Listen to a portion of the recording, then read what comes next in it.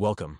In today's video, we'll explore the Chikungunya virus, an emerging arbovirus responsible for outbreaks around the globe. We'll examine its origins, structure, transmission, clinical impact, and ongoing research efforts. The Chikungunya virus, abbreviated ChiKV, is an arthropod-borne virus, or arbovirus, classified within the genus Alphavirus, family Togaviridae. It was first isolated in 1952 during a febrile illness outbreak in the Makonde Plateau of Tanzania. Since then, CHIKV has caused periodic epidemics across Africa and Asia, with more recent widespread transmission in the Americas and Indian Ocean islands. CHIKV is primarily transmitted by female mosquitoes of the Aedes genus, specifically Aedes aegypti and Aedes albopictus. These mosquitoes are diurnal feeders and highly adapted to urban environments, facilitating virus spread in densely populated tropical and subtropical regions. ChiKV is an enveloped virus approximately 60 to 70 nanometers in diameter. Its genome consists of a single-stranded positive sense RNA approximately 11.8 kilobases long. The genome encodes two major polyproteins: the non-structural polyprotein, comprising NSP1 to NSP4 proteins responsible for viral replication and transcription, and the structural polyprotein, which forms the capsid, envelope glycoproteins E1 and E2, and other components critical for viral assembly and host cell entry. The infection cycle begins with the virus binding to cell surface receptors, currently under investigation but believed to include glycosaminoglycans and other proteins, facilitating clathrin-mediated endocytosis. After endosomal acidification, the viral envelope fuses with the endosome membrane, releasing viral RNA into the cytoplasm.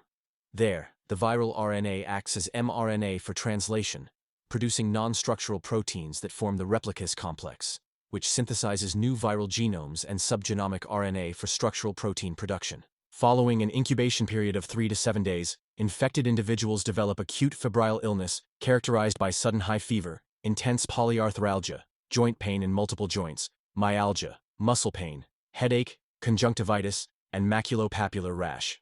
The joint pain, often symmetrical and involving small joints such as wrists and ankles, can persist for months, mimicking chronic inflammatory arthritis. The host immune response involves both innate and adaptive arms. Initial infection activates pattern recognition receptors like toll-like receptors, triggering inflammatory cytokine release. Subsequently, neutralizing antibodies targeting the E2 glycoprotein help clear viremia. Despite this, viral persistence in joint tissues may contribute to prolonged symptoms.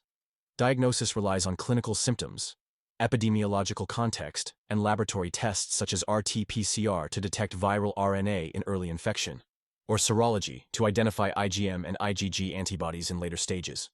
Currently, there is no licensed antiviral therapy or vaccine for Chikungunya virus infection. Treatment focuses on supportive care, managing fever and joint pain with analgesics and non-steroidal anti-inflammatory drugs, NSAIDs. Hospitalization is rare, but may be necessary for severe or atypical cases, especially in neonates, elderly, or immunocompromised patients. Prevention strategies target mosquito vectors and human exposure.